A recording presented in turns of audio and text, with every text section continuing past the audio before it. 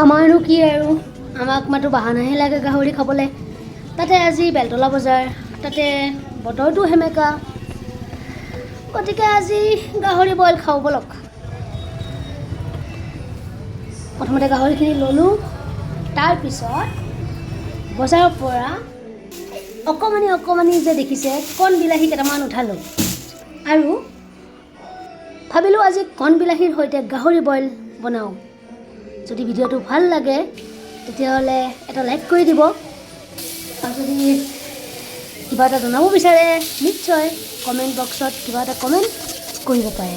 ধন্যবাদ দেই। আগলৈ ভিডিঅ'টো আপোনালোকে চাই থাকক। মই শ্বেয়াৰ কৰিছোঁ মোৰ ৰেচিপিটো, কেনেকুৱা হৈছে আপোনালোকে জনাব।